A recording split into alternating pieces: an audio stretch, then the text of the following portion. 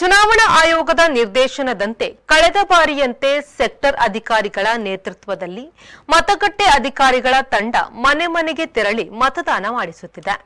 ಈ ಹಿನ್ನೆಲೆ ಕೇಂದ್ರದ ಮಾಜಿ ಸಚಿವ ಜನಾರ್ದನ ಪೂಜಾರಿ ಅವರ ಬಿ ಮೂಡಾ ಗ್ರಾಮದ ಬಸ್ತಿಪಡುವಿನಲ್ಲಿರುವ ನಿವಾಸಕ್ಕೆ ತೆರಳಿ ಮತದಾನ ಪ್ರಕ್ರಿಯೆ ನಡೆಸಲಾಯಿತು. ಚುನಾವಣಾ ಆಯೋಗದ ನಿರ್ದೇಶನದಂತೆ ಕಳೆದ ಬಾರಿಯಂತೆ ಸೆಕ್ಟರ್ ಅಧಿಕಾರಿಗಳ ನೇತೃತ್ವದಲ್ಲಿ ಮತಗಟ್ಟೆಯ ಅಧಿಕಾರಿಗಳ ತಂಡ ಮನೆ ಮನೆಗೆ ತೆರಳಿ ಮತದಾನ ಮಾಡಿಸುತ್ತಿದೆ. ಈ ಹಿನ್ನೆಲೆ ಕೇಂದ್ರದ ಮಾಜಿ ಸಚಿವ ಜನಾರ್ದನ ಪೂಜಾರಿಯವರ ಬಿ ಮೂಡಾ ಗ್ರಾಮದ ಬಸ್ತಿಪಡುವಿನಲ್ಲಿರುವ ನಿವಾಸಕ್ಕೆ ತೆರಳಿ ಮತದಾನ ಪ್ರಕ್ರಿಯೆ ನಡೆಸಲಾಯಿತು.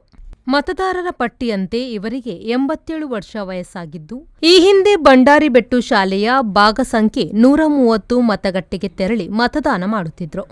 ಲೋಕಸಭಾ ಚುನಾವಣೆ 2024ಕ್ಕೆ ಸಂಬಂಧಿಸಿದಂತೆ 205 ಬಂಟ್ವಾಳ ವಿಧಾನಸಭಾ ಕ್ಷೇತ್ರದ ವ್ಯಾಪ್ತಿಯಲ್ಲಿ 85 ವರ್ಷಕ್ಕೆ ಮೇಲ್ಪಟ್ಟ ಮತ್ತು 40%ಕ್ಕಿಂತ ಹೆಚ್ಚಿನ ಅಂಗವೈಕಲ್ಯತೆ ಹೊಂದಿದ ಮತದಾರರ ಮನೆಗಳಿಗೆ ಮತಗಟ್ಟೆ ಅಧಿಕಾರಿಗಳ ತಂಡವು ತೆರಳಿ ಮತದಾನ ಮಾಡಿಸುವ ಪ್ರಕ್ರಿಯೆ ಏಪ್ರಿಲ್ 15ರಿಂದ ಪ್ರಾರಂಭವಾಗಿದೆ. ಸಂದೀಪ್ ಸಾಲ್ಯನ್, ವಿ4 ನ್ಯೂಸ್, ಬಂಟ್ವಾಳ.